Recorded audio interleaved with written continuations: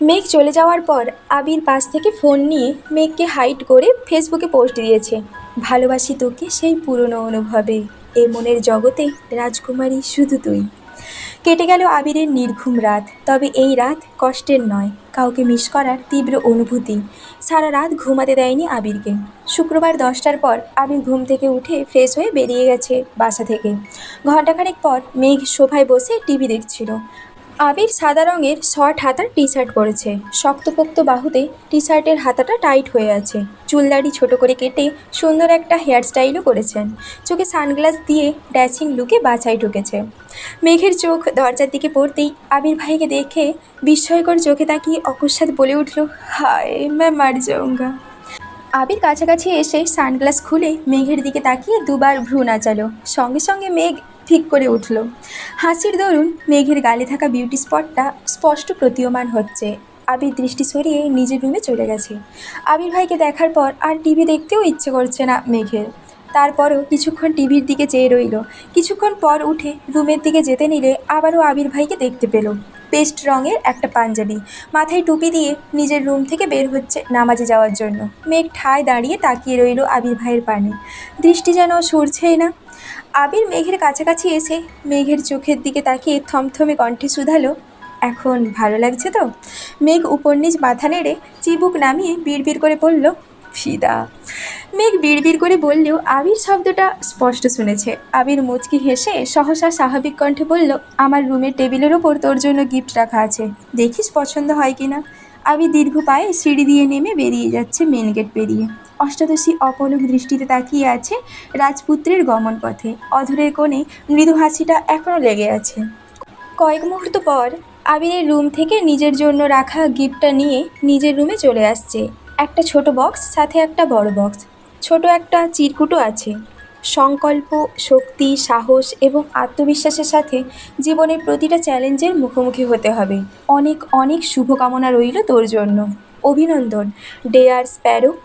কয়েকবার চিরকুটটা পড়ে মেঘ শুধু স্প্যারো লেখাটার দিকে চেয়ে আছে।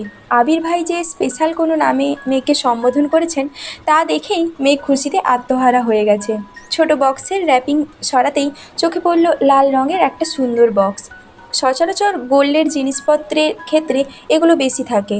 বক্স খুলতেই চোখে পড়ল সুন্দর ডিজাইনের একটা গোল্ডের ব্রেসলেট। মেঘ আশ্চর্য নয়নে তাকিয়ে আছে ব্রেসলেটের দিকে। মেঘের সকল অপূর্ণ ইচ্ছে আবির ভাই যেন ধীরে ধীরে পূরণ করেই যাচ্ছে। আইফোন, ল্যাপটপ, নূপুর, বাইকে ঘোরা থেকে শুরু করে ছোট বড় কত ইচ্ছে পূরণ করতেই যেন মেঘের জীবনে আবির ভাইয়ের আগমন ঘটেছে। ব্রেসলেট হাতে নিয়ে ঘুরিয়ে ফিরিয়ে দেখছে। ফোন নিয়ে কয়েকটা ছবিও তুলেছে। তারপর বড় বক্সটা খুলতে দ্বিতীয়বারের মতো বড়সড় ছটকা খেল। 10 কালারের 2 সেট করে মোট 20 ডজন কাচের রেশমি চুড়ি বক্সে জ্বলজ্বল করছে, সাথে অনেকগুলো আংটি। মেঘ চুড়ির দিকে চেয়ে মনে মনে ভাবছে, যেই মানুষটা আমার সাথে ঠিকমতো কথাই বলে না, উঠতে বসতে এত রাগ দেখান, থাপ্পড় মারেন, উনি এসব কিছু আমার জন্য এনেছেন। যাকে এতদিন অনুভূতিহীন ভেবে আসছে, উনি আসলে তো এতটাও অনুভূতিহীন নয়। মেঘ সব কালারের চুড়ি পরে পরে ছবি তুলছে। গতকাল তানভীর একটা ব্র্যান্ডেড ঘড়ি দিয়েছিল, সেটা পরেও ছবি তুলেছে। সবগুলো হাতের ছবি একসাথে করে ফেসবুকে পোস্ট করেছে। পোস্ট করার সঙ্গে সঙ্গে বন্যাকে কল করেছে। বন্যাও গোল্ডেন জিপিএ 5 পেয়েছে। গতকাল দুজনেই ব্যস্ত থাকার কারণে কথা বলতে পারেনি। বন্যা ফোন রিসিভ করেই বলল, এত গিফট তোরে কে দিল রে? মেঘ সশব্দে হেসে পড়ল, আমার স্বপ্নের নায়ক। বন্যা কপাল কুঁচকে বলল, আবার ফালতু ব্যাটারে নিয়ে স্বপ্ন দেখছিস? মেঘ ঠোঁট কামড়ে বলল, আমি কি করব, আমার এত ভাল লাগে কেন ওনারে? বন্যা স্বাভাবিক কণ্ঠে বলল, সেসব বাদ দে, চল বিকেলে দেখা করি। পাখি আর মায়াও বলছে বের হবে, অনেক দিন দেখা হয় না ওদের সাথে। রেজাল্টের খুশিতে একটু আড্ডাও দেওয়া যাবে, আসবি? মেঘ একটু ভেবে বলল, ঠিক আছে। আবির নামাজ থেকে এসে সকাল আর দুপুরের খাবার একেবারে খেয়ে বেরিয়ে পড়েছে।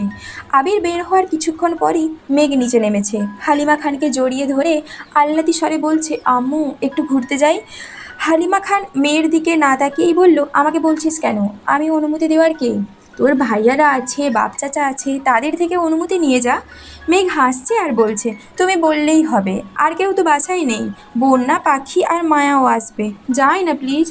হালিমা খান চিন্তিত স্বরে বললেন, যাবি যা, কিন্তু বেশি দূর যাসনি, আর ড্রাইভারকে বল দিয়ে আসতে। মেঘ ঠান্ডা কণ্ঠে বলল, গাড়ি নিয়ে বান্ধবীর সাথে ঘুরতে যেতে আমার ভালো লাগে না, আমি রিক্সা দিয়ে চলে যাব।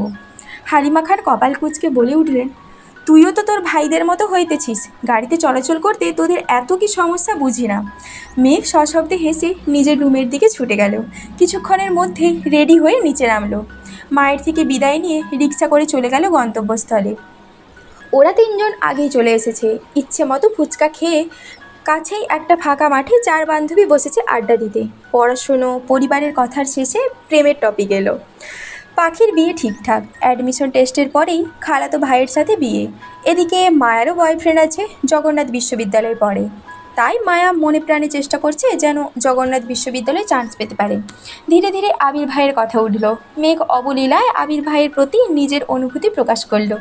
সব কিছু শুনে মায়া অকস্মাৎ বলে উঠল, আমার কাছে একটা প্ল্যান আছে। বাকি তিনজনই একসঙ্গে বলে উঠল, কী প্ল্যান? মায়া বলল, আমাদের মধ্যে কারো ফোন থেকে তোর আবির ভাইয়ের নম্বরে কল দে, একটু ঢং করে কথা বলবি, দেখবি ওনার মনে কি আছে। যদি উনি কাউকে পছন্দ করেন তাহলে সেটাও প্রকাশ পাবে, সাথে ওনার ক্যারেক্টার সম্পর্কেও ধারণা হয়ে যাবে। মেঘ প্রথম দিকে রাজি না হলেও ওদের চাপে রাজি হলো। মায়ের নাম্বার থেকে কল দিল আবির ভাইয়ের নাম্বারে। আবির ভাই চট্টগ্রাম থাকাকালীনই নাম্বারটা সেভ করেছিল মেঘ, কিন্তু কোনোদিন কল করে দেওয়ার সাহস হয়নি। আজ মায়ার ফোনে আবির ভাইয়ের নাম্বারটা লেখার সময় মেঘের হাত কাঁপছিল। ডায়াল করলো আবির ভাইয়ের নাম্বারে। ভয়ে মেঘের হাত পা ঠান্ডা হয়ে আসছে। প্রথমবার রিসিভ হলো না। মায়া আর পাখি মেঘকে সাহস দিল।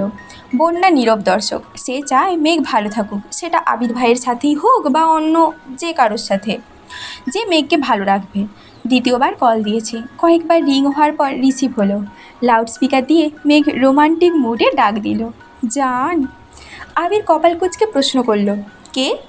মেঘ ঢোক গিলে আহ্লাদি কণ্ঠে বলল, আমি তোমার বউ। আবির মুচকি হেসে উত্তর দিল, হ্যাঁ জান বলো। মেঘ দাঁতে দাঁত চেপে বৃহৎ চোখে চাইল বান্ধবীদের দিকে। রাকিব ডেকে উঠল, কী রে আবির, কার সাথে কথা বলিস? আবির উত্তেজিত কণ্ঠে বলল, আমার বউ কল দিচ্ছে, ডিস্টার্ব করিস না। মেঘ সহ বাকি তিনজনই হাঁ করে চেয়ে আছে। মায়া কল মিউট করে মেঘকে কানে কানে কী বলেছে। আনমিউট করে মেঘ স্বাভাবিক কণ্ঠে বলল, আই মিস ইউ জান। আবির নিঃশব্দে হেসে উত্তর দিল, আই মিস ইউ টু জান। কোথায় আছো বলো, আমি এখনই আসছি। আবিরের মুখে এমন কথা শুনে মেঘ তাজ্জব বনে গেল। নিঃশ্বাস যেন গলায় আটকে যাচ্ছে, শরীর ঘামতে শুরু করেছে। নিজের কানকে বিশ্বাসই করতে পারছে না। প্রেমিকা সুলভ মনে এক মুহূর্তেই আঁধার নেমেছে। চেনা নেই, জানা নেই, আননোন নাম্বারের কোনো মেয়ের সাথে আবির ভাই এভাবে কথা বলবেন, সেটা মেঘ ভাবতেই পারছে না। মেঘ এক হাতে মাথা চেপে ধরেছে। আবির পুনরায় প্রশ্ন করল, কি হলো, কথা বের হচ্ছে না গলা দিয়ে? মায়া আর পাখির ঠেলায় মেঘ ধীর কণ্ঠে শুধু বলল, কিছু না। আবির এবার স্বভাবসুলভ গম্ভীর কণ্ঠে প্রশ্ন করল, কোথায় বসে বাদরামি করা হচ্ছে শুনি? আবির ভাইয়ের প্রশ্নে মেঘ আরও বেশি আশ্চর্যান্বিত হলো। কয়েক মুহূর্ত নীরব থেকে কাঁপা কাঁপা কণ্ঠে বলল, মানে? আবির কণ্ঠ দ্বিগুণ ভারী করে জবাব দিল, বাসা থেকে একা বের হয়েছিস, একবার জানানোর প্রয়োজন মনে করলি না? এত বড় হয়ে গেছিস। মেঘের চোখ কোটর ছেড়ে বেরিয়ে আসার অবস্থা হলো, শুধু দীর্ঘশ্বাস ফেলছে। এভাবে আবির ভাইয়ের কাছে ধরা পড়ে যাবে এটা ভাবতেও পারেনি। লাউডস্পিকার অফ করে ফোন কানে ধরেছে। মেঘকে নিশ্চুপ থাকতে দেখে আবির নিরেট কণ্ঠে বলল, যেখানে নিঃশ্বাসের শব্দে আমি তোর অস্তিত্ব উপলব্ধি করতে পারি, সেখানে তোর কণ্ঠ আমি চিনব না? ভাবলি কিভাবে? মেঘ পাথরের ন্যায় বসে আছে। আবির ভাই কী বলছে তার কিছুই মাথায় ঢুকছে না। সে যে ধরা পড়ে গেছে এটা ভেবেই লজ্জায় মরে যেতে ইচ্ছে করছে। আবির ভাই কী না কি ভাববে। থাপ্পড় না দিয়ে বসেন আবার। থাপ্পড়ের কথা মনে পড়তেই সঙ্গে সঙ্গে গালে হাত দিল মেঘ। আবির পুনরায় প্রশ্ন করল, কোথায় আছিস? মেঘ তখনও গালে হাত দিয়ে নিস্তব্ধ হয়েই বসে আছে। আবির রাগান্বিত স্বরে বলে উঠল, কি হলো বল। মেঘের গলা কাঁপছে। কোনো রকমে জায়গাটার নাম শুধু বলল। আবির স্বাভাবিক কণ্ঠে জানালো, আমি কিছুক্ষণের মধ্যেই আসছি। বলেই কলটা কেটে দিল। আবির ভাই কল কাটতেই অষ্টাদশী আকাশের পানে চেয়ে বড় বড় করে দীর্ঘশ্বাস ছেড়ে বলল, আল্লাহ বাঁচাও আমায়, আর জীবনে এমন কাণ্ড করব না, এবারের মতো বাঁচিয়ে নাও। বন্যা চিন্তিত স্বরে শুধালো, কি হয়েছে, বকা দিচ্ছে? পাখি আর মায়াও অবুঝের মতো চেয়ে আছে। মেঘ এপাশ ওপাশ মাথা নেড়ে জানালো, কিছুক্ষণের মধ্যেই আসবে, দোয়া কর যাতে মায়ের না খাই। এই কথা শুনে পাখি, মায়া আর বন্যাও ততস্থ হয়ে গেছে। সবাই চিন্তায় পড়ে গেছে। ফাজলামো করতে গিয়ে এভাবে সিরিয়াস হয়ে যাবে ভাবতেই পারিনি। কিছুক্ষণের মধ্যেই একটা বাইক এসে থামলো রাস্তার পাশে। সেই নামাজের সময় পরা পাঞ্জাবিটা দেখেই চিনতে পারল মেঘ। মেঘ সেদিকে চেয়ে তাতে দাঁত চেপে ভয়ে ভয়ে বলল, আবির ভাই। বাকি তিনজনের নজর পড়ল সেদিকে। আবির বাইক থেকে নেমে বাইকের সাথে হেলান দিয়ে দাঁড়িয়ে হেলমেট খুলছে। বন্যা আবির ভাইকে আগে দেখলেও পাখি আর মায়া আগে দেখেনি। মায়া উত্তেজিত কণ্ঠে বলল, উনি কি আবির ভাই? বন্যা জবাব দিল, হ্যাঁ। মায়া পুনরায় বলল, আল্লাহ কি হ্যান্ডসাম, মাশাল্লাহ, এত কিউট, জানলে আমি কথা বলতাম, পটিয়ে আমার করে নিতাম। মেঘ রাগান্বিত স্বরে বলে উঠল, আমার আবির ভাইয়ের দিকে কেউ নজর দিবি না বলে দিলাম। কথাটা বলেই মায়ার ফোন নিয়ে সেখান থেকে আবির ভাইয়ের নাম্বারটা ডিলিট করে ফোন রেখে নিজের পার্স নিয়ে রাগে ফুঁসতে ফুঁসতে উঠে চলে যাচ্ছে।